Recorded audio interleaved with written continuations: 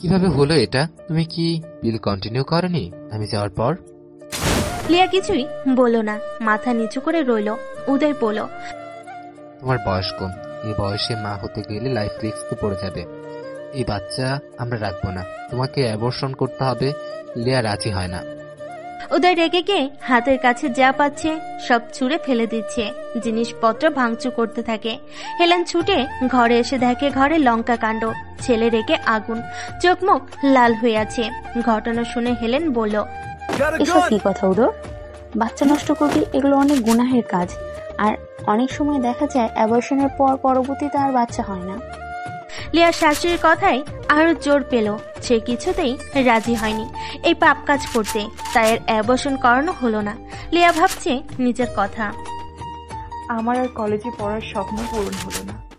তুলে নেওয়ার 2 মাস পর থেকে এলো আমার আর উদয়ের বাচ্চা। অল্প বয়সে বাচ্চা হতে খুব অসুস্থ হয়ে পড়লাম। সারাদিন শুধু বমি আর বমি, পানিটুকু মুখে দিতে পারছিলাম না। খাবার খাওয়া শুধু স্বপ্নের মতো, মরার মতো পড়ে থাকতাম। এক কাঁধ থেকে আর এক কাঁধে হতে পারতাম না। নাকের সামনে মাছি এলেও তাড়ানোর ক্ষমতা ছিল না, এতটাই দুর্বল হয়ে পড়েছিলাম। আমাকে হসপিটালে ভর্তি করা হলো।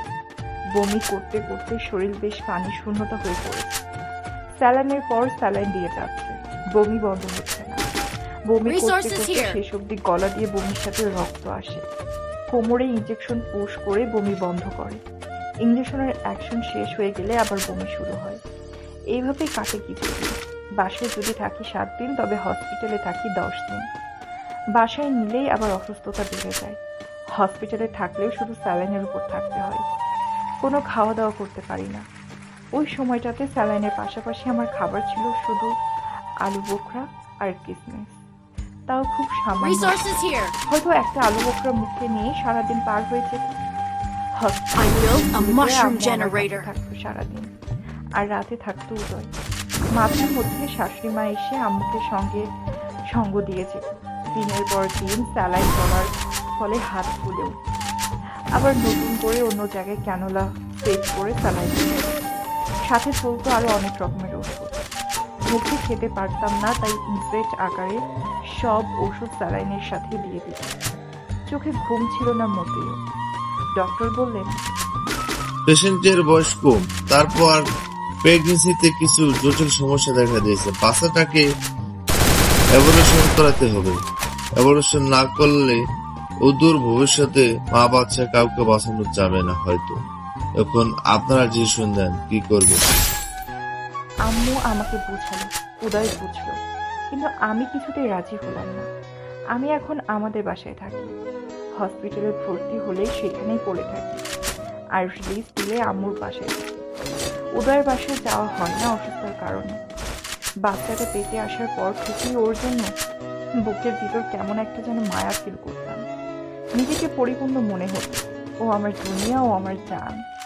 ওকে নিয়ে আমি খুব ভালো থাকবো। ওকে কিছুতেই আমার থেকে আলাদা করবো না। প্রয়োজনে মরে যাব, তবুও অ্যাভয়েড করবো না কোনো কিছুতেই। হসপিটালে থাকাকালীন একদিন রাতের বেলা চোখে হালকা একটু তন্দ্রার মতো এসেছে। পায়ের পাতার উপর পানি ফোটার অনুভব করলাম। তাকিয়ে দেখি উদয় আমার পায়ের উপর ছুটে আছে। পা সরিয়ে নিয়ে ওকে কাছে ডাকলাম। এমনিতে কাউকে সামনে আসতে দেই না, কারো গায়ের গন্ধ সহ্য হয় না। কোনো গন্ধ নাকে এলেই বমি হয়ে যায়। নাক মুখ মোটা করে ওড়না পেঁচিয়ে উদয়কে কাছে ডাকলাম। বললাম, কি হয়েছে, কাঁদছেন কেন? আমার কথার কোনো জবাব না দিয়ে আমার বুকে মাথা রেখে বাচ্চাদের মতো হু হু করে কেঁদে উঠল। আমি ওর মাথায় হাত বুলিয়ে দিলাম, চুলে বিড়ি কেটে দিয়ে জিজ্ঞেস করলাম, কি হয়েছে, কাঁদছেন কেন? বলল, বাচ্চাটা নষ্ট করে দাও, আমার কথাটা রাখো। বাচ্চাটা আমিও চাই, তবে তোমার বিনিময়ে না। তোমার কিছু হোক এটা আমি চাই না, তোমাকে ছাড়া বলে আমার হাত ধরে অনুরোধ করে বলল, আমার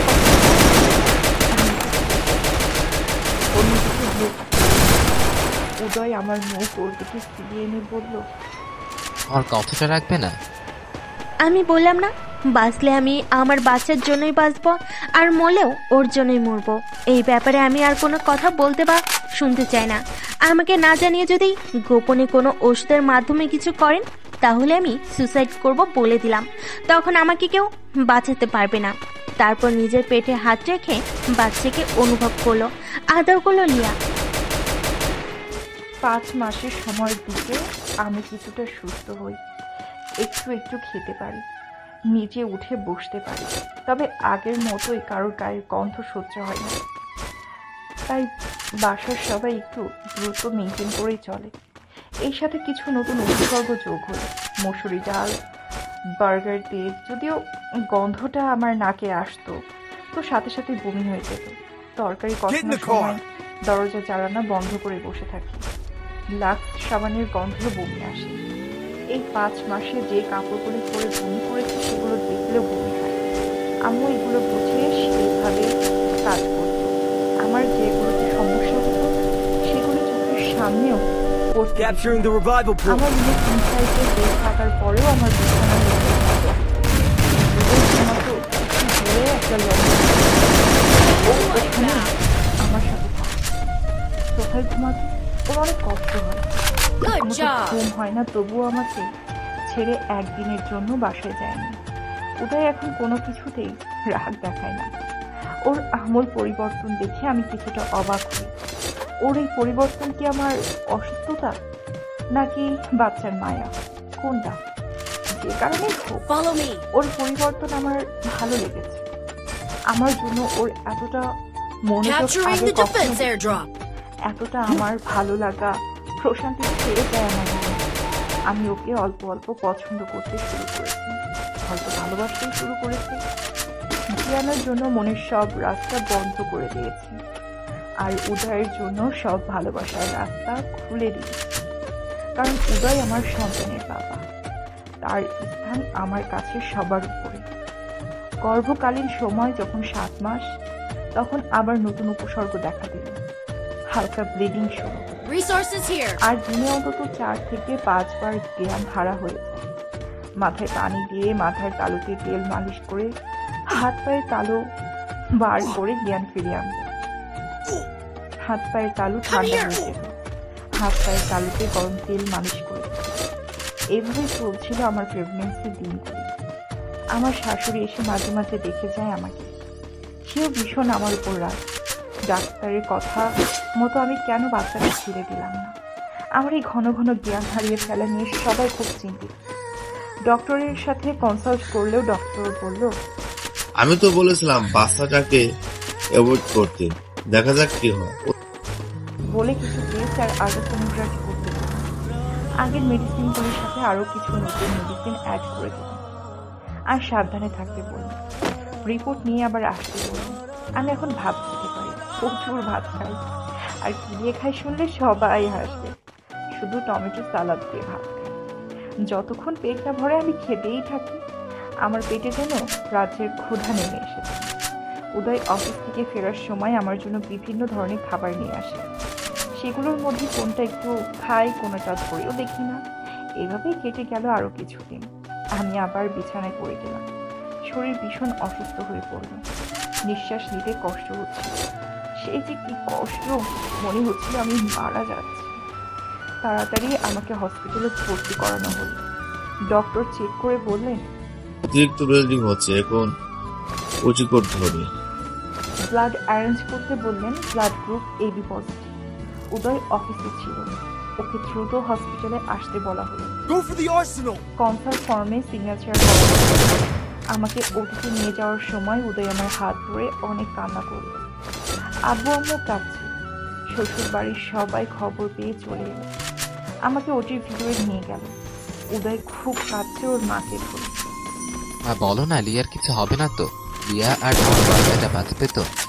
হেলেন বলল, আল্লাহর কাছে দোয়া কর, নিশ্চয়ই দুজনেই বেঁচে ফিরবে। হেলেন নিজেও ছেলের কান্না দেখে কাঁদছে। একজন নার্স বেরিয়ে এলে লিয়ার আম্মু কাঁদতে কাঁদতে তাকে জিজ্ঞেস করলো, আমার মেয়ের কি খবর? সিস্টার বলল, এখনো কিছু বলা যাচ্ছে না, তবে বাচ্চার 3 কেজি কম ওজন হলে অনেক সিস্টার চলে গেল তার নিজের কাজে। সবাই আল্লাহর কাছে দোয়া করতে লাগলো। ঘন্টাখানেক পর ডক্টর বেরিয়ে এসে জানালো, ছেলে বাচ্চা হয়েছে, বাচ্চা ভালো আছে। মিজানুর রহমান বলল, বাচ্চার মায়ের অবস্থা খুব খারাপ, ব্লিডিং বন্ধ হচ্ছে না। 5 ব্যাগ রক্ত দেওয়া হয়েছে, কিন্তু রক্ত শরীরে থাকছে না। ওদের জোরে চিৎকার করে কেঁদে ফেলো।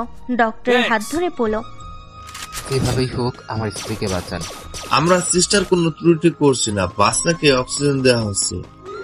অনেক সময় পর লিয়ার ব্লিডিং বন্ধ হয়েছে। 9 ব্যাগ রক্ত দেওয়া হয়েছে ওকে। এখন সে বিপদমুক্ত বলে গেল ডাক্তার। শুনে সবাই খুশি হলো, বিশেষ করে উদয়। বউ বাচ্চা ভালো আছে শুনে সে মহা খুশি। লিয়ার আব্বু আম্মু খুশিতে কেঁদে ফেল।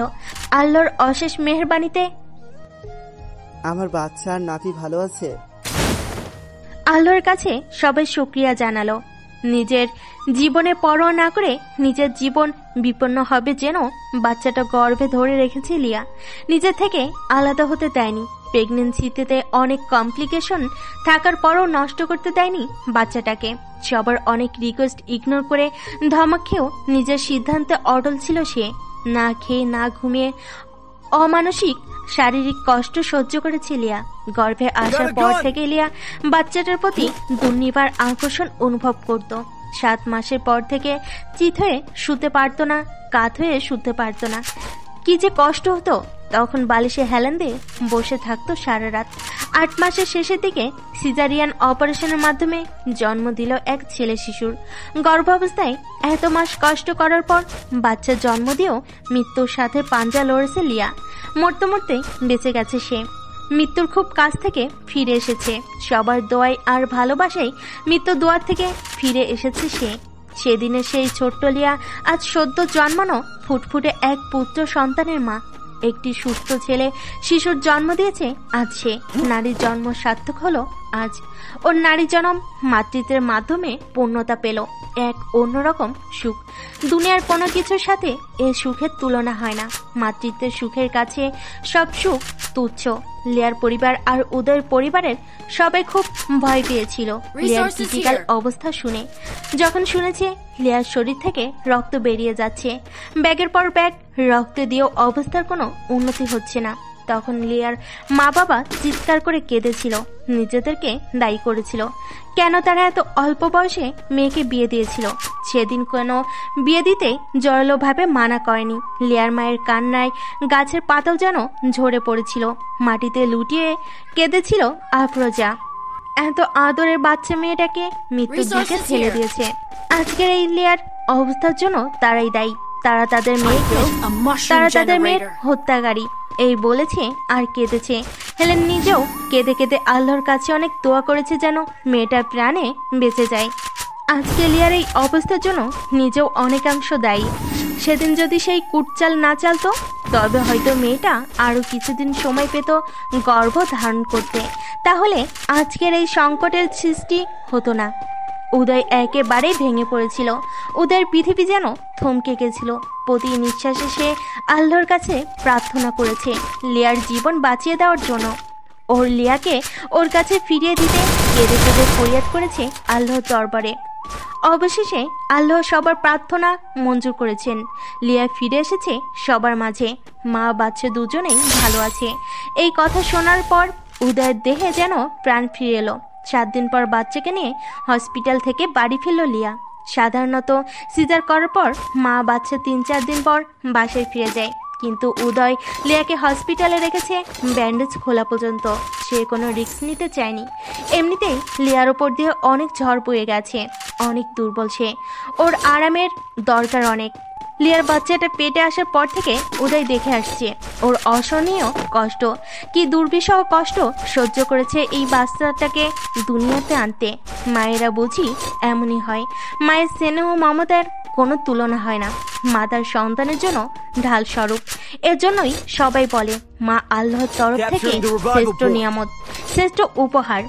মা বাচ্চাটাকে হসপিটাল থেকে বাসায় আনার 1 সপ্তাহ পর খুব ধুমধাম করে বাচ্চার আকিকার অনুষ্ঠান করা হয়। আকিকার দিন সকাল থেকে রাত পর্যন্ত 3 বেলা গরিব মিসকিনদের খাবার খাওয়ানো হয়, ছোট ছোট ছেলে মেয়েদের মাঝে কাপড় বিতরণ করা হয়, টাকা পয়সা দান করা হয়, মাদ্রাসায় খাবার রান্না করে ডেক সহ পাঠিয়ে দেওয়া হয়। লিয়া সারাক্ষণ বাচ্চাটাকে কোলে নিয়ে বাচ্চাটার মুখের দিকে স্নেহের দৃষ্টিতে তাকিয়ে থাকতো। কি মায়া ভরা ছোট্ট একটা মুখ, ছোট্ট দুটি চোখ দিয়ে পিটপিট করে তাকায়, আবার ঘুমিয়ে পড়ে। গোলাপি পাতলা দুটি ঠোঁট, ছোট ছোট হাত পা, বারবার ছুঁয়ে দেখে আর আবেগ আপ্লুত হয়ে পড়ে। বাচ্চার মুখের দিকে তাকালে পরম মমতায় ওর বুকটা ভরে যেত। মনে মনে ভাবে এটাই ওর পৃথিবী, এই পৃথিবীতে ঘিরে সে বেঁচে থাকবে যতদিন তার হায়াত আছে। নিজের মনে বাচ্চাটার নাম দেয় আয়ুষ। আমার আশেপাশে শুধু আমার আয়ুষ থাকলেই হবে, আর কিছু চাই না। উদয় অফিস থেকে ফিরেই ফ্রেশ হয়ে বাচ্চাকে কোলে নিয়ে বসে থাকতো, চেয়ে থাকতো বেবির মুখের দিকে। একটা ভালো লাগা কাজ করতো ওর ভিতর। বাচ্চাটার কচি মুখ ওর ভিতরটাকে আন্দোলিত করত, খুশিতে ভরিয়ে রাখতো ওকে। অফিসে কাজ করার সময় বারবার করে ভিডিও কল করে বাচ্চাটাকে দেখতো। বাচ্চাটার সাথে সাথে উদয়েরও নতুন জন্ম হয়েছে, এ এক নতুন উদয়।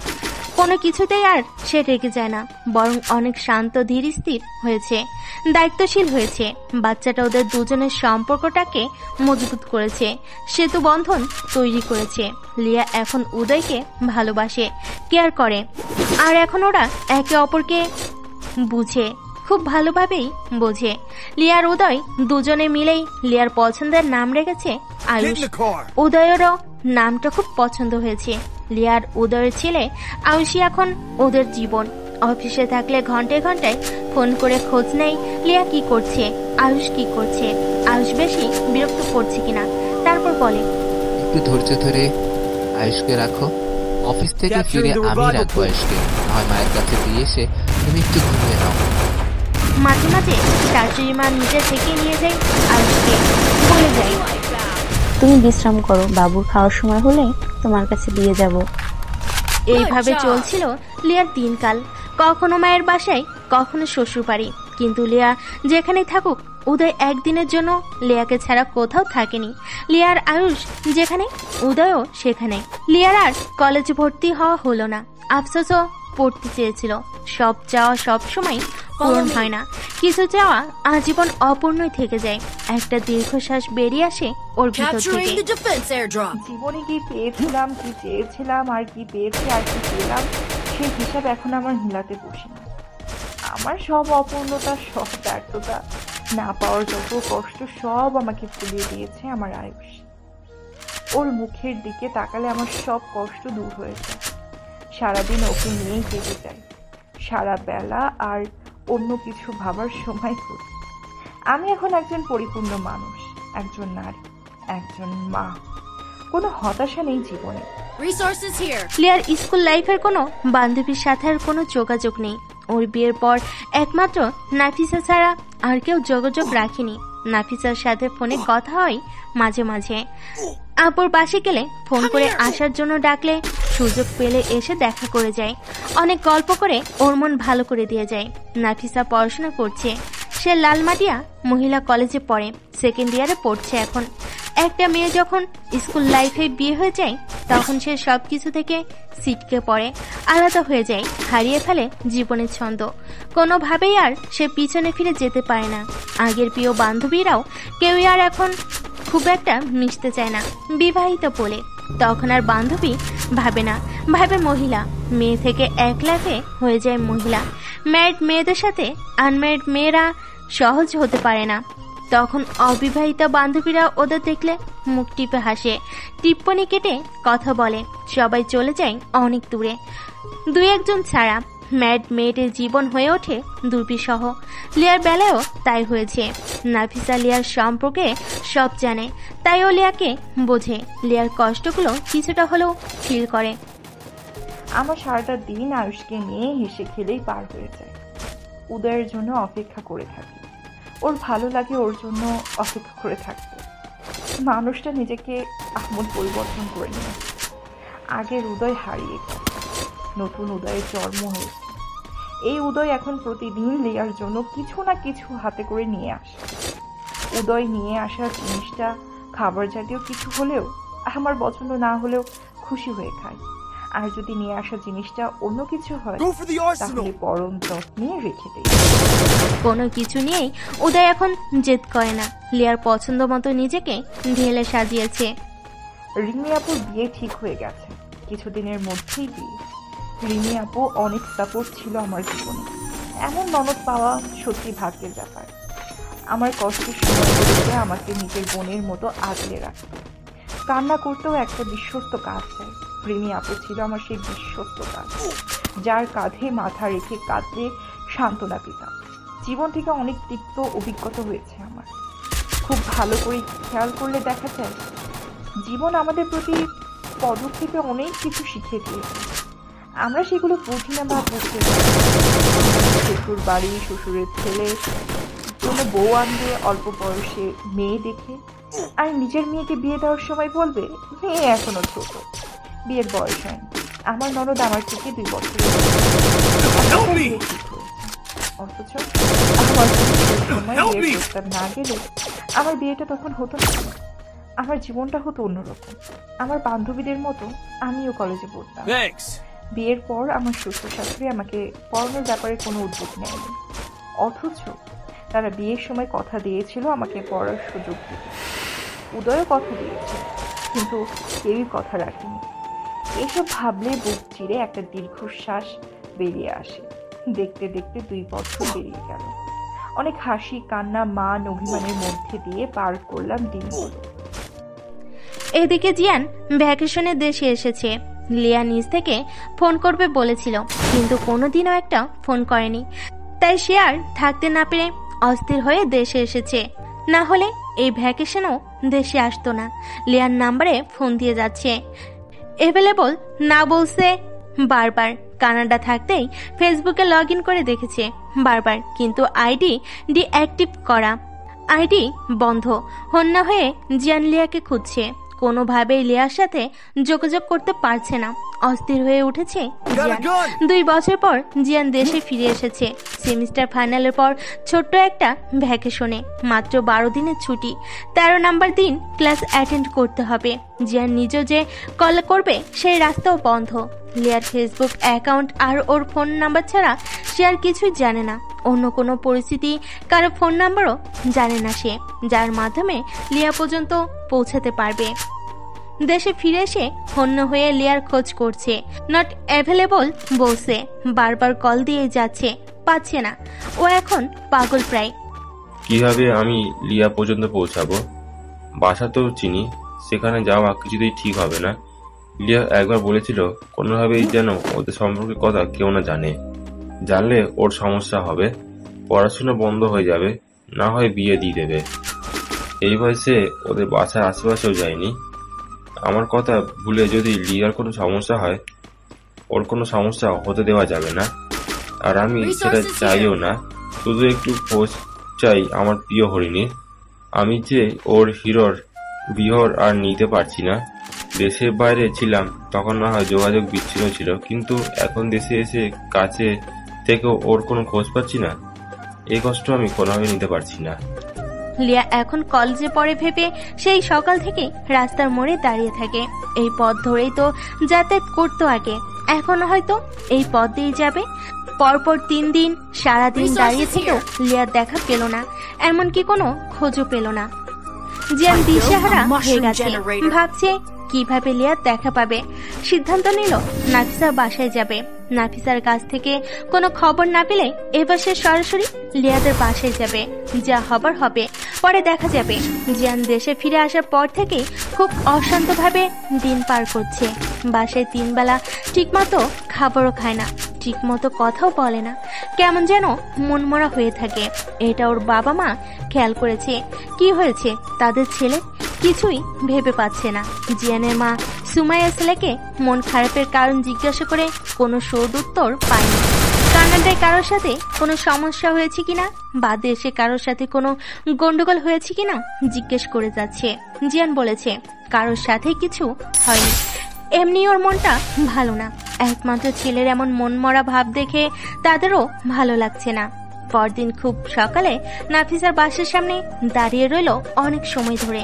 নাফিসারও দেখা নেই। 11টার দিকে নাফিসা বাসা থেকে বেরিয়ে এলো। নাফিসা আজ কলেজে যায়নি, এক বান্ধবীর বাসায় যাবে নোটস কালেক্ট করতে, তাই সে বেরিয়েছে। জিয়ানকে বাসার সামনে দাঁড়িয়ে থাকতে দেখে একটু হকচকিয়ে গেল নাফিসা। মনে মনে ভাবলো, এই লোক এখানে কেন? নিশ্চয়ই লিয়ার খোঁজে এসেছে। ওর কথা জিজ্ঞেস করলে কি জবাব দিব? লিয়াকে না জিজ্ঞেস করে কিছু বলা কি ঠিক হবে? কিছু না বললে তো সমস্যা আরো বাড়বে, বই কমবে না। হাই আল্লাহ, এখন আমি কি করব? নানান কথা ভাবছে। দেখা যাক কি বলতে চায় লোকটা। তখন সাপ সাপ বলে দিবে সব, কিছুই লুকাবো না। এখন আর কোনো কিছুই সম্ভব না, গেম ওভার। জিয়ান নাফিসার সামনে এসে সালাম দিয়ে জিজ্ঞেস করলো, কেমন আছো? নাফিসা সালামের জবাব দিয়ে বলল, আমি ভালো আছি। আপনি ভালো আছেন? কবে ফিরলেন? কানাডায় আপনার পড়াশোনা কেমন চলছে? জিয়ান সে কথার জবাব না দিয়ে সরাসরি বলল, ইয়ারফোন বন্ধ। ও কি নতুন নাম্বার নিয়েছে? ওর সাথে তো কোনোভাবে যোগাযোগ করতে পারছি না। ও নতুন নাম্বারটা দেন প্লিজ।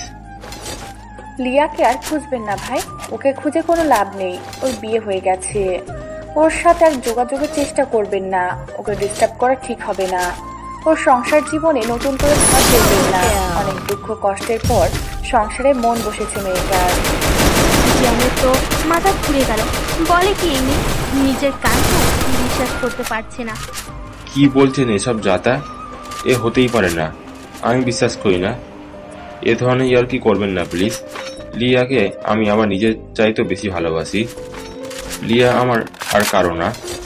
আমরা একে অপরকে অনেক ভালোবাসি। আমরা দুজন এক কথায় ওয়াদা করেছি। নাফিসা বলল, আমি সবই জানি ভাই। এখানে লিয়ার কিছুই করার ছিল না। ও ছিল সম্পূর্ণ অসহায়। ওর দাদুর জোরের কাছে জিম্মি হয়েছিল ওর আব্বু আম্মু। ওকে জোর করে বিয়ে দেওয়া হয়েছে। পাত্রপক্ষ যেদিন দেখতে এসেছে সেদিনই ওর বিয়ে হয়ে গেছে। আর বিয়েটা হয়েছে আপনি কানাডা যাওয়ার 2 মাস পর। লিয়া আপনার কথা ভেবে আপনাকে ভালোবাসে বলে আপনার কথা দিয়েছিল বলে সুইসাইড করতেও গিয়েছিল। জীবনের মায়া ছেড়ে দিয়েছিল। বেঁচে ফেরার কোনো কথাই ছিল না। জমে মানুষের টানাটানি শুরু হয়ে গেছিল। অনেক চেষ্টার পর জীবন ফিরে পেয়েছে লিয়া। লিয়া সত্যি আপনাকে অনেক ভালোবাসতো। ওর বিয়ের খবরে আপনার মন ভেঙে যেত, আপনি কষ্ট পেতেন, তাই সে চেপে গেছে সব। আপনার পড়াশোনার ক্ষতি হবে ভেবেই আপনাকে কিছুই বলেনি। সে একাই সব দুঃখ কষ্টের মুখোমুখি হয়েছে। তাই বলছি আপনি ফিরে যান, লিয়াকে ভুলে যান, ওকে শান্তিতে থাকতে দেন। লিয়ার ফোন নাম্বারটা দেন প্লিজ, আমি একবার ওর সাথে কথা বলতে চাই। নাম্বার দেওয়ার কি হবে? আপনি তো কল করবেন না। ও অনেক কষ্টে নিজেকে সামলে নিয়েছে। ওকে আর নতুন করে কষ্টে ফেলবেন না। ওকে কষ্ট দেওয়া একদম ঠিক হবে না। তাহলে এবার আর বাঁচবে না লিয়া। মনের মৃত্যু তো আগেই হয়েছে, এবার প্রাণটাও খাঁচা ছেড়ে চলে যাবে। ওকে কোনো কষ্ট দেবো না। ওকে কি কষ্ট দিয়ে আমি ভালো থাকবো? শুধু একবার কথা বলতে হবে ওর সাথে। কথা বলা খুব জরুরি, না হলে আমি নিজেও বাঁচবো না। জিয়ান ঝরঝর করে কেঁদে ফেলল। নাম্বার দিতে চাইছিল না নাফিসা। জিয়ানের কান্না দেখে ওর নিজেরও খারাপ লাগছে। একজন ছেলে মানুষের কান্না দেখাটাও কঠিন। খুব রিকোয়েস্ট করে জিয়ান হাত জোর করে অনুনয় বিনয় করে নাম্বারটা নিল নাফিসার কাছ থেকে। জিয়ান বাসায় ফিরে রুমে দরজা বন্ধ করে অনেকক্ষণ কাঁদল। সে সত্যি অনেক ভালোবেসেছিল লিয়াকে। কত স্বপ্ন বুনেছিল ওকে ঘিরে। এইভাবে ওকে হারিয়ে ফেলবে কল্পনাও করেনি সে। বুকের ভিতরটা খুব ফাঁকা ফাঁকা লাগছে, হু হু করছে অন্তরটা। লিয়া ওর জীবন থেকে হারিয়ে গেছে, এটা মানতে খুব কষ্ট হচ্ছে। যথারীতি উদয় আর ওর বাবা অফিসে চলে গেছে। বাসায় অন্য সবাই দুপুরে খাবার খেয়ে যে যার ঘরে গিয়ে দরজা বন্ধ করে ভাত ঘুম দিয়েছে। লিয়া আয়ুষকে পায়ে নিয়ে দোল দিয়ে ঘুম পাড়াচ্ছে। দুলতে দুলতে একটু পর আয়ুষ ঘুমিয়ে পড়ল। আয়ুষকে ঠিক মতো শুয়ে দিয়ে লিয়া একটা বই চোখের সামনে মেলে ধরল। এমন সময় ওর মোবাইল ফোনটা বেজে ওঠে। জিয়ান লিয়াকে ফোন দিল। ও পাশ থেকে লিয়া ফোন রিসিভ করলো। কেমন আছো লিয়া? আমার বাগিনী, আমার হয়নি। বলার অধিকার তো অনেক আগেই থেকেই কেড়ে নিয়েছো। লিয়া জিয়ানের গলার আওয়াজ শুনে হতভম্ব হয়ে গেল। শোয়া থেকে ধর্মড়িয়ে উঠে বসে।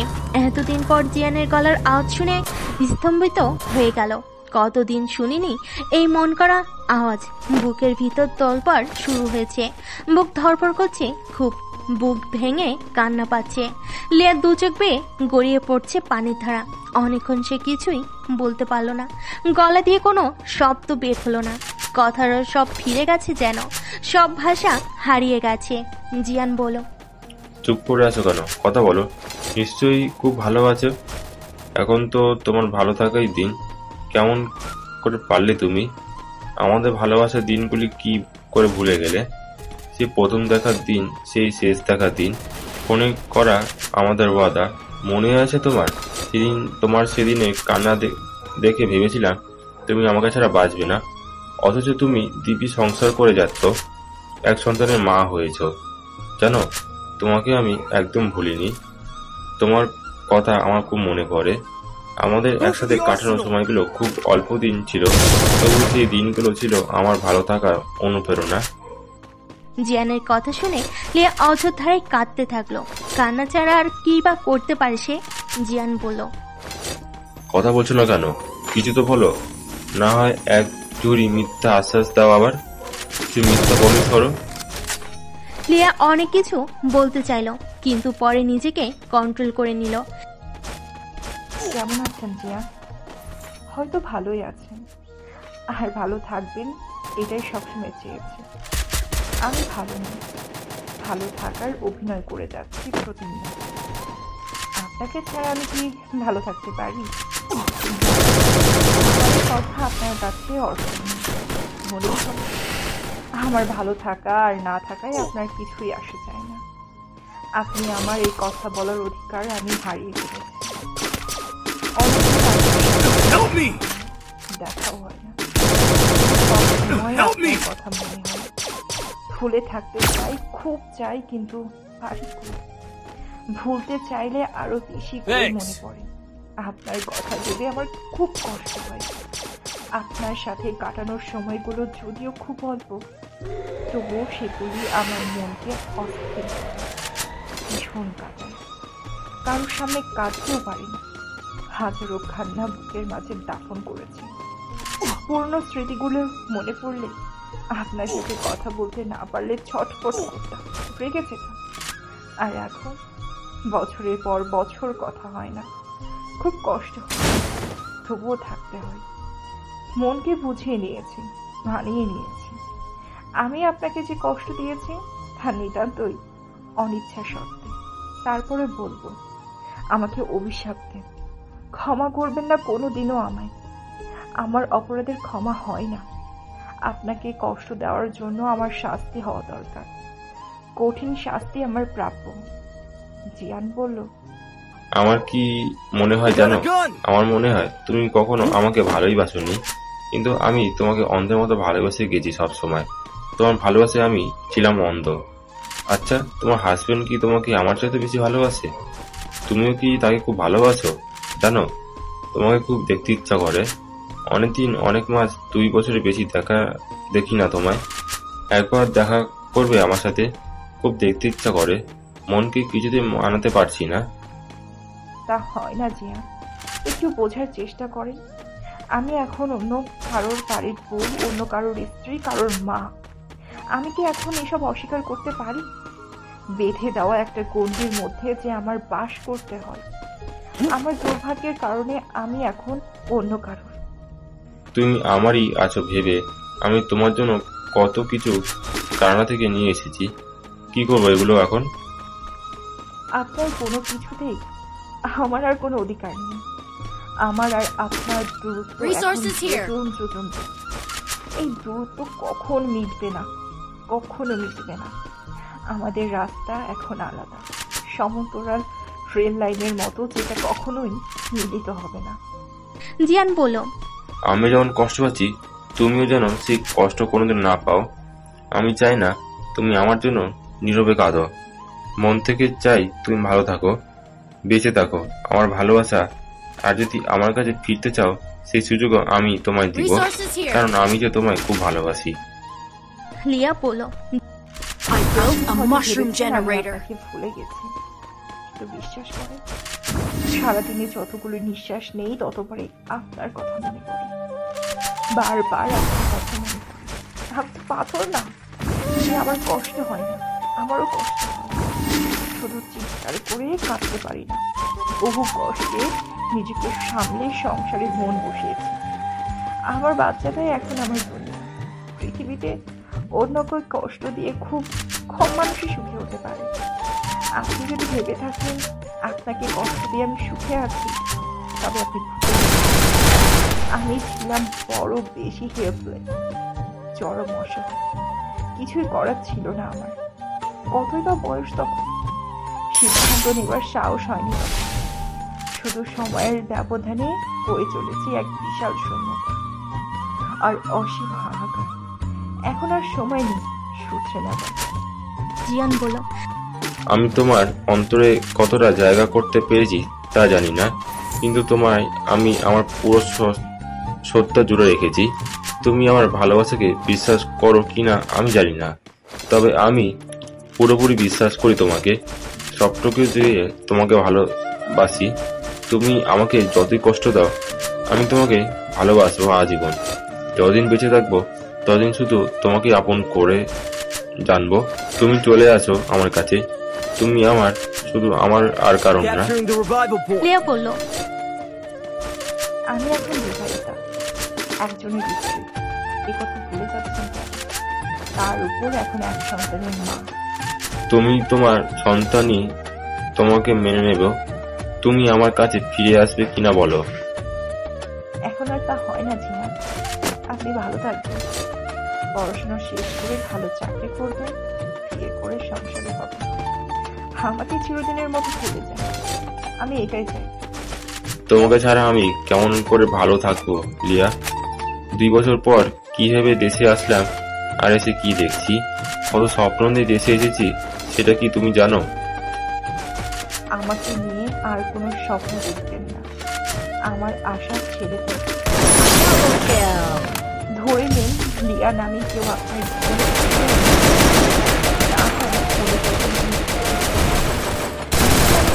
ফিরে আসে। শেষবারের মতো একটু অনুরোধ করি, আমাকে আর কখনো ফোন করবেন না। আপনি ফোন করলে আমি নিজেকে সামলাতে পারবো না। আপনার কাছে ছুটে চলে যেতে মন চায়, আপনাকে কাছে যেতে মন চায়। তখন লোকে আমাকে চরিত্রহীনা বলবে, কলঙ্কিনী বলবে, আর সেই কলঙ্কের ছায়া আমার সন্তানের গায়ে পড়বে, যা আমি চাই না। ভালো স্ত্রী হতে পারি, কিন্তু ভালো মা তো হতে পারি। আমার সুখের জন্য আমার বাচ্চার ভবিষ্যৎ নষ্ট করতে পারি না। ভালো থাকবেন জিয়ান, সুখে থাকবেন, শান্তিতে থাকবেন। দূরে থেকেই জানবো আপনি ভালো আছেন, আর আপনার ভালো থাকাতে আমি ভালো থাকবো। ফোনের ওপাশ থেকে জিয়ান খুব জোরে জোরে কাঁদছে। কাঁদতে কাঁদতে ওর হেঁকছে উঠেছে। লিয়া সেটা স্পষ্ট শুনতে পাচ্ছে। জিয়ানের হৃদয় ভাঙা কান্নার আওয়াজ লিয়ার দুনিয়ায় প্রকম্পিত হচ্ছে। কোনো পুরুষ এমন ভাবে তখনই কাঁদে যখন তার সব হারিয়ে যায়। লিয়া বুঝে নিল। ওই কান্নায় আমার জীবনে অন্ধকার নিয়ে আসে। সব দ্বন্দ্ব ভণ্ড হয়েছে, সব শেষ হয়েছে। আমি দায়ী না হলে কষ্টের কারণ ওকে সান্ত্বনা দেওয়ার কোনো আমি তো একই ব্যথার বেশি। জিয়ান ফোনের লাইন না কেটে ফোন হাতে ধরে রেখে অনেক কাঁদছিল। যে কান্নার সাথে ভেসে যাচ্ছিল ওর সমস্ত আশা, আকাঙ্ক্ষা, ভালোবাসা। কেমন করে বাঁচবে সে লিয়াকে ছাড়া? লিয়া ওর জীবনে নেই, এই কথাটা সে কিছুতেই ভাবতে পারে না। লিয়া যে ওর ধ্যান জ্ঞান, স্বপ্ন, একমাত্র ভালোবাসা। চোখের সামনে দেখতে পেল ওর স্বপ্নগুলি কিভাবে ভেঙে খান খান হয়ে গেল। মুহূর্তেই হৃদয় ভেঙে চূর্ণ বিচূর্ণ হয়ে গেল। কত আশা, কত স্বপ্ন নিয়ে দেশে ফিরেছিল। লিয়ার সাথে অনেকগুলি সুন্দর সময় কাটাবে, হাতে হাত রেখে বসে খুব গল্প করবে। লিয়ার প্রচুর ছবি তুলে নিয়ে যাবে সাথে করে, স্মৃতি হিসাবে, যেন সেই ছবিগুলো দেখে ওর সময়গুলো ভালো কাটে, একাকিত্ব ঘুচে যায়, ক্লান্তি দূর হয়ে যায়। ভালোবাসা সবসময় স্পর্শ দিয়ে হয় না, কখনো কখনো অনুভূতিটাই ভালোবাসাকে জোরালো করে তোলে। তেমনই ছিল ওদের ভালোবাসা। এই কথাগুলি মনে হতেই বুকের ভিতরটা কেমন জানি খালি খালি লাগছে। ভেবেছিল লিয়া এখনো পড়াশোনা করছে। আমার পড়া শেষ হওয়া পর্যন্ত যেটুকু পারে পড়ুক, আর আমি কানাডার পড়াশোনা শেষ করে এসে ওকে বিয়ে করে সাথে কানাডা নিয়ে ফিরবো। লিয়াকে নিয়ে ওখানেই সেটেলড হওয়ার ইচ্ছে ছিল ওর। পড়াশোনা আর কাজের ফাঁকে যেখানে যেখানে ঘুরেছে বন্ধুদের সাথে, পছন্দের জায়গাগুলোতে লিয়াকে নিয়ে আবার আসবে বলে সিদ্ধান্ত নিয়েছিল। মনে মনে বলতো, লিয়া, আমি কোনো সুন্দর জিনিস তোমাকে ছাড়া দেখতে চাই না। তোমাকে সাথে নিয়ে আমি এই সৌন্দর্য দেখতে চাই, সৌন্দর্যের মুগ্ধতা প্রকাশ করতে চাই। লিয়ার কথা মনে হতেই মনের মধ্যে পুলক অনুভব করত, শিহরিত হতো। পৃথিবীর সব সুখ তখনই নিজের মনে হতো যখন ভালোবাসার মানুষ ভালোবেসে পাশে থাকে। প্রিয়জন যদি পাশে থাকে, মনে হয় পৃথিবীর সব সুখ আমারই কাছে। ভালোবাসা বুঝি তখনই সত্যি হয় যখন ভালোবাসার মানুষটি মনের মতো হয়। লিয়াও ছিল জিয়ানের তেমনই মনের মানুষ। কাছে আর কথাগুলি ভাবছে, সত্যি কি লিয়া ওর জীবন থেকে হারিয়ে গেল, নাকি ও কোনো দুঃস্বপ্ন দেখছে। ঘুম থেকে জেগে উঠলেই সব ঠিক হয়ে যাবে। ফোনের এ পাশে লিয়াও কেঁদে চলেছে, এই কান্নার যেন শেষ নেই। কেন এমন হলো আমার জীবন? আমার জন্য কেন আরেকজন কষ্ট পাবে? কেন সে আমার জন্য হৃদয় ভাঙা কান্না কাঁদছে? আমি তো হৃদয় ভাঙিনি। এখানে কোনোভাবেই আমি দোষী না, তবুও শাস্তিটা আমি দেব। আর আমার জন্য শাস্তি পেল আরও একজন। জিয়ান শুধু একাই আমাকে ভালোবাসেনি, আমিও জিয়ানকে খুব ভালোবাসি। আমার অপরাধতা, আমার অক্ষমতার কথা বিশ্বাস না করে ও আমাকে ভুল বুঝলো। বুকের ভিতর যখন কষ্টের ঝড় ওঠে, কান্নার ঢেউ খেলে যায়, তখন সেটা আল্লাহ ছাড়া কেউ দেখে না। দুজনের কেউই ফোন কাটেনি। দুজনেই দুজনের কান্নার আওয়াজ শুনে যাচ্ছে, যেন একে অপরের কষ্টগুলো ভাগ করে নিচ্ছে। ভালোবাসা ভাগ করে নেওয়া যায়, কিন্তু কষ্ট ভাগ করে নেওয়া যায় না। কষ্ট যে শুধু নিজেকেই ভোগ করতে হয়, এর থেকে পরিত্রাণ নেই। লিয়া জিয়ানের কান্না সহ্য করতে পারছে না। ও বুঝতে পারছে ওর কান্নাই আমার জীবনে ধস নামবে। অভিশাপ হবে আমার জীবন। ক্ষমা করবে না। আমার সব লন্ড ভন্ড হয়ে যাবে। এই ধ্বংস ঠেকানো আমার পক্ষে অসম্ভব। ফোন কেটে দিয়ে আয়ুষকে কোলে তুলে বুকে জড়িয়ে ধরে কাঁদতে কাঁদতে সারা হলো লিয়া। ওদের অফিস থেকে ফিরল, গায়ে খুব জ্বর নেই, প্রচন্ড মাথা ব্যথা, পেট ব্যথা, বমিও হয়েছে কয়েকবার। ওদের এই অবস্থা দেখে লিয়া শাশুড়িকে ডেকে আনলো। ডক্টরকে কল করে আনা হলো। থার্মোমিটার দিয়ে জ্বর মাপলো, দেখলো জ্বর 104-এর উপর। ওর পরনে অফিসে যাওয়া সকালের কাপড়। লিয়া কাপড় বদলে দিল। কাপড় বদলে দিয়ে মাথায় পানি ঢালতে শুরু করলো। মাথায় পানি ঢালা শেষ হলে শরীর স্পঞ্জ করে দিল। এদিকে জিয়ান 2 সপ্তাহের জন্য এসেছিল। 2 সপ্তাহ পর আবার নতুন সেমিস্টারে ক্লাস শুরু হবে। জিয়ান এসেছে আজ 5 দিন, কিন্তু জিয়ান 5 দিনেই কানাডা ফিরে যাওয়ার জন্য মন স্থির করলো। আর এখানে থাকবে না। থাকলেই লিয়ার কথা মনে হবে, ওর সাথে কথা বলতে মন চাইবে। ওর সাথে কথা বলা ঠিক হবে না। কথা বলেই মনটা লোভী হয়ে উঠতে পারে, তখন নিজেকে সামলাতে পারবে না। আর তাতে লিয়ার প্রবলেম হতে পারে।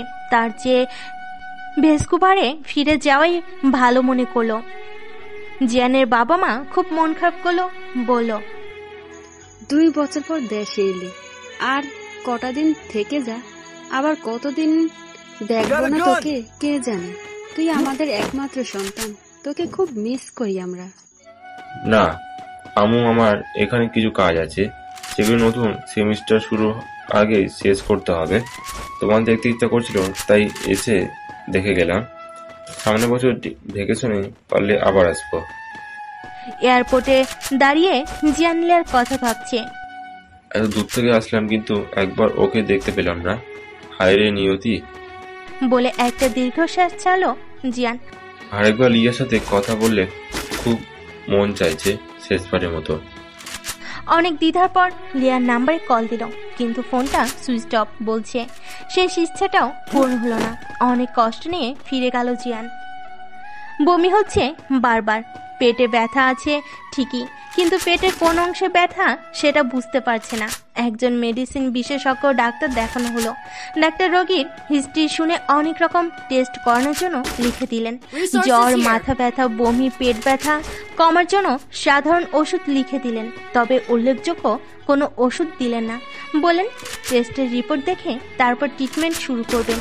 জ্বর কিছুটা কমে আবার বেড়ে যায়, পেটে হালকা ব্যথা আছে, বারবার বমি হচ্ছে, তবে আগের চেয়ে কম। সবগুলি টেস্ট করানো হলো। টেস্টের রিপোর্ট পাওয়ার পর লিয়ার উচ্ছ্বাস উদয়কে নিয়ে ডক্টরের চেম্বারে গেল। আয়ুষকে ওর দাদির কাছে রেখে গেল। কাঁদছিল খুব, তবুও সাথে নেয়নি। রিমিকেও বলে এলো আয়ুষকে যেন একটু দেখে রাখে।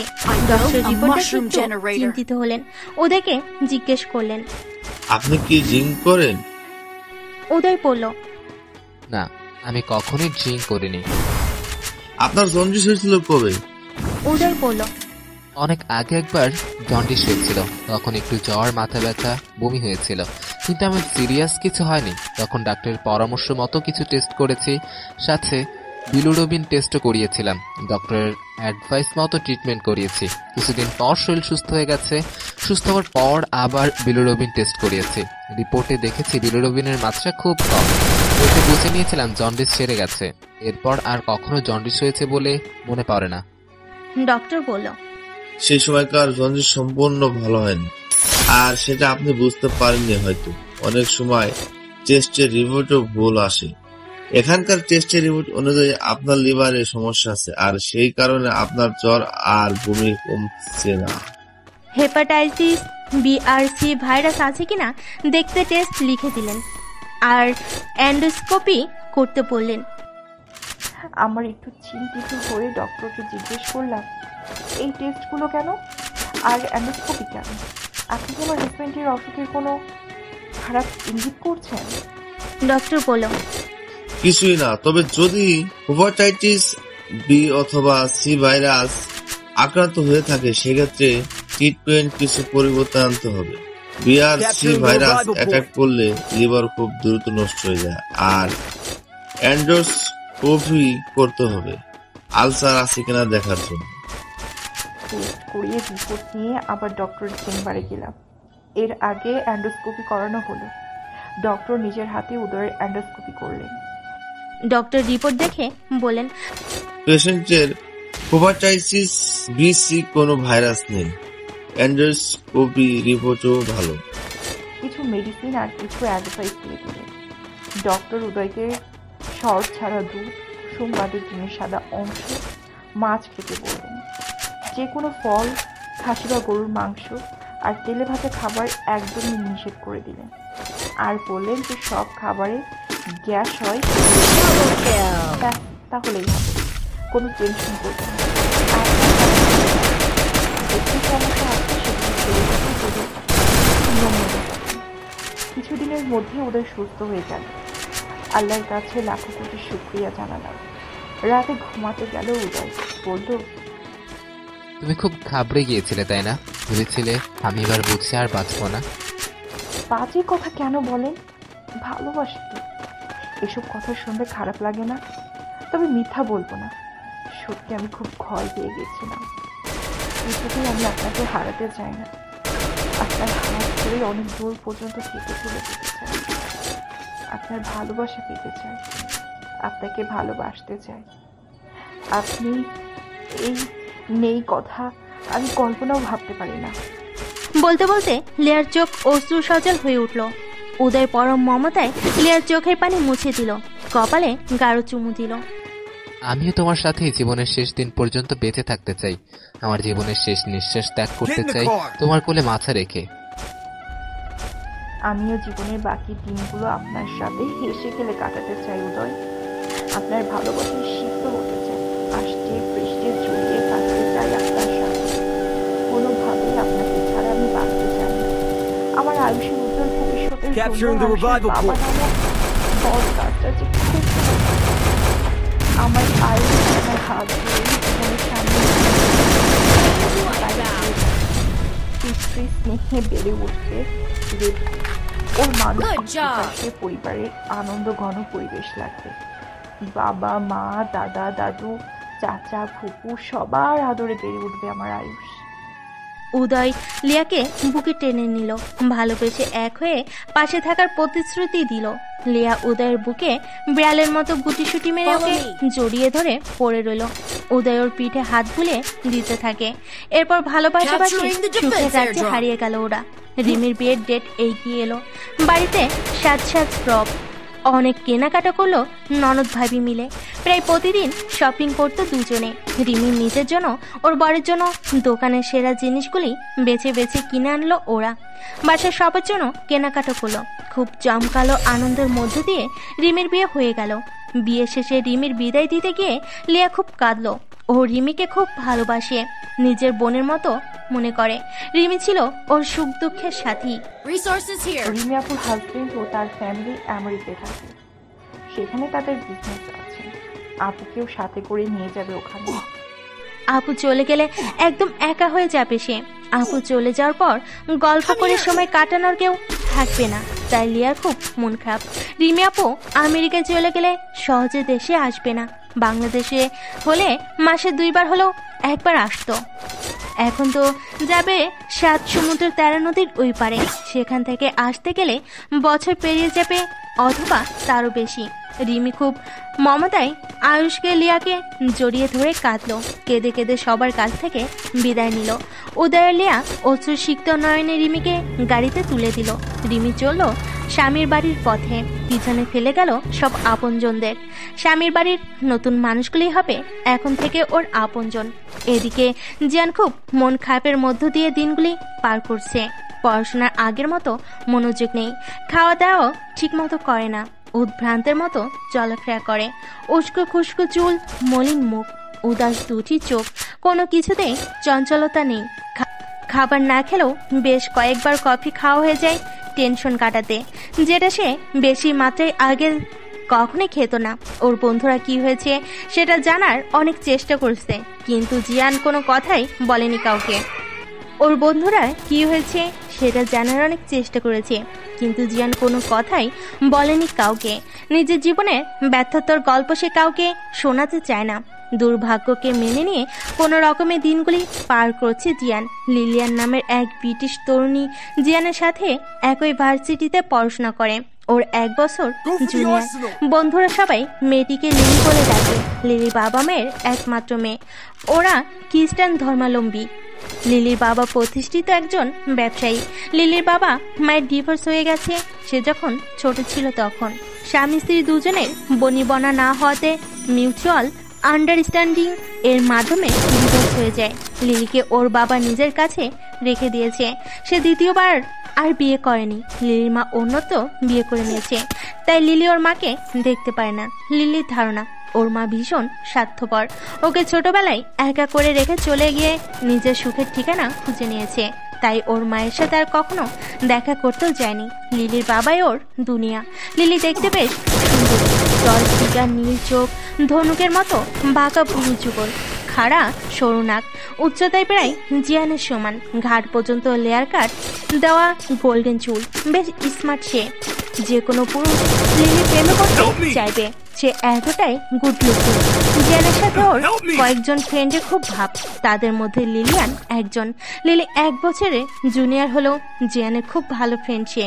লিলি জিয়ানকে খুব পছন্দ করে, মনে মনে ভালোবাসে, কিন্তু কখনো জিয়ানকে বলেনি নিজের মনের কথা। মনে মনে ভাবে, যদি মুখে বলি ভালোবাসি, তখন যদি বন্ধুত্ব নষ্ট হয়ে যায়। বন্ধুত্ব হারানোর ভয়ে আর বলা হয়ে ওঠে না। হয়তো কোনোদিন জিসান আমার ভালোবাসা বুঝবে, নিজ থেকেই বলবে ভালোবাসি। কিন্তু জিয়ান সে পথে হাঁটেনি কখনো, কারণ জিয়ানের একমাত্র ভালোবাসা লিয়া। ওকে এখনো মন থেকে মাথা থেকে দূরে সরাতে পারেনি, বলতে পারছে না কিছুতেই। জিয়ানের মন খারাপ দেখে লিলিয়ানেরও খুব খারাপ লাগে। বারবার জিজ্ঞেস করো মন খারাপের কারণ উদ্ধার করতে পারেনি, তাই সে একটু বেশি সময় জিয়ানের পাশাপাশিই থাকে, যেন ওর মন ভালো করতে পারে। মন খারাপের কারণ যাই হোক না কেন, একসময় অন্ধকার কেটে গিয়ে ঝলমলে আলোর দেখা পাবে, এই আশায় জিয়ানের আশেপাশেই থাকে। লিলিয়ান জিয়ানের জন্য প্রতিদিন কোনো না কোনো খাবার রান্না করে নিয়ে আসে, ওকে খাওয়ানোর চেষ্টা করে, কিন্তু জিয়ানের খাওয়ার দিকে কোনো মনোযোগ নেই। ও যেন তিলে তিলে নিজেকে শেষ করে দিতে চাইছে। জিয়ানের বন্ধুরা পড়াশোনা আর কাজের ফাঁকে সবসময় জিয়ানকে আগলে রাখে, ওকে সময় দেয়, ওর প্রতি বিশেষ খেয়াল রাখে। আর রাখবেই না কেন, জিয়ান ছেলেটাই যে সবার মনের মতো, সে বন্ধুদের হাসি আনন্দে মাতিয়ে রাখে, সবার কষ্টে বা মন খারাপের সময় পাশেই থাকে। কারোর টাকার সমস্যা হলে টাকা দিয়ে হেল্প করে, সে বন্ধুদের সব রকম হেল্প করে, শুধু রান্না করা ছাড়া। কারণ জিয়ান রান্নার কাজটা একেবারেই পারে না, ইউটিউব দেখে মাঝে মাঝে ট্রাই করে, কিন্তু সেটা কেন জানি খাওয়ার যোগ্য হয় না। তাই বন্ধুরা ওর রান্না নিয়ে অনেক হাসি ঠাট্টা করে। উইকেন্ড হলে সবাই প্ল্যান করে জিয়ানের মন ভালো করতে ওকে নিয়ে ঘুরতে যায়। হঠাৎ করেই স্নোফল শুরু হয়, এতে জিয়ানরা খুব বিপাকে পড়ে যায়। ঘুরতে এসে একই মুসিবত এমন হবে কে জানতো। কোথায় ভাবলাম ঘুরে ফিরে এলে মন চাঙ্গা হবে, সেখানে চরম বিরক্তিতে ছেয়ে গেল। মেজাজ খারাপ লাগছে, রাগে গা জ্বালা করছে। এত ঠান্ডায় পা এগুতে পারছে না কেউই। শরীরে মোটা ওভারকোট, হ্যান্ড গ্লাভস, পায়ে বুট জুতো থাকার পরও কনকনে ঠান্ডায় দাঁতে দাঁত বাড়ি খাচ্ছে। আশেপাশে কোনো ঘর বাড়ি দেখা যাচ্ছে না। ওরা একটু একটু করে হেঁটে যাচ্ছে, চারিদিকে দৃষ্টি ফিরিয়ে দেখছে কোথাও কোনো আশ্রয়স্থল দেখা যায় কিনা। ওরা ওদের ভার্সিটি এরিয়ার বাইরে শহর ছেড়ে অনেক দূর চলে এসেছে। ভেবেছিল সারাদিন ঘোরাঘুরি করে সন্ধ্যায় ফিরে যাবে। ছেলেগুলি শীতের তীব্রতা সহ্য করতে পারলেও মেয়েরা পারছে না মোটেও। মেয়েরা ঠান্ডায় জমে গেছে যেন। গ্রুপে 3 জন মেয়ে আর 5 জন ছেলে, এই 8 জন একসাথে ঘুরতে বেরিয়েছে। ওদের সাথে হ্যান্ডব্যাগ আর ছাতা ছাড়া আর কিছুই নেই। সাথে কিছু থাকলে হাঁটতে আরো কষ্ট হতো। অনেকটা পথ হাঁটার পর ওরা একটা কটেজ দেখতে পেল। সবার মাঝে প্রাণের সঞ্চার হলো, সবাই যেন একটু স্বস্তি ফিরে পেল। কটেজে ঢোকার মেন দরজায় তালা লাগানো দেখলো। এখন উপায় কি করবে ভাবছে। একটু আশার আলো দেখেছিল, সেটাও নিভু নিভু প্রায়। ওরা কটেজের পিছন দিকে জানালার একটা গ্লাস ভেঙে কটেজে ঢুকে পড়লো। কটেজটা বেশ পরিচ্ছন্ন, দেখেই বোঝা যায় এখানে কোনো ভদ্র ফ্যামিলি বাস করে। ওরা ফায়ার প্লেসে আগুন জ্বেলে মেয়েদের আগুনের সামনে বসতে দিল, গায়ে একটু তাপ সঞ্চয় করতে। লিলি, জেনি, ফুলোরা আগুনের তাপ নিয়ে 2 হাতে তালু ঘষে ঘষে গলায় কানে ছোঁয়। এটা দেখে ছেলেরা হেসে ফেলে। তোমরা এত দুর্বল কেন? এইটুকু শীতে জমে গেছে। যদি এই কটেজটা না পেতাম তাহলে তোমরা তো ঠান্ডায় মরে যেতে। জিয়ান বলো, ওদের এইসব কথা বলে লাভ কি? আমারও একই অবস্থা, আমিও ভীষণ শীত কাতর। আমি তো তোমাদের সাথেই আসতে চাইনি, খামোখাই একটা ঝামেলা হয়ে গেল। এখান থেকে কখন বের হতে পারবো কে জানে। তুষারপাতও আরো বেড়ে গেল তো, এখন গেলে বের হতে পারবো না, তখন সমস্যা শেষ থাকবে না। কটেজের মালিক এসে পুলিশ ডেকে ঝামেলা করবে, না হয় বের করে দিবে। তখন কি হবে? কোথায় যাব?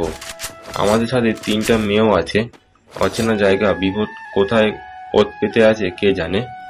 মেয়েগুলোকে সে পৌঁছে দিতে পারলেই নিশ্চিন্ত হতে পারবো। লিলি জিয়ানের দিকে অপলক দৃষ্টিতে তাকিয়ে রইল। এই ছেলেটা এত ভালো কেন? ওর চিন্তাধারা অনেক উন্নত, মেয়েদের খুব সম্মান করে, মেয়েদের সেফটির কথা খুব ভাবে। আজ যেখানে নিজেদের জীবনের সংকট, সেখানেও সে আমাদের নিয়ে ভাবছে। ইন্ডিয়ান ফ্রেন্ড গৌতম বলল, কটেজের মালিক যখন আসবে তখনকারটা তখন দেখা যাবে। আমরা তো ইচ্ছে করে আসিনি, বিপদে পড়েই আশ্রয় নিয়েছি। আমরা কোনো চোর ডাকাত নই, আমরা নামি দামি একটা ভার্সিটির স্টুডেন্ট।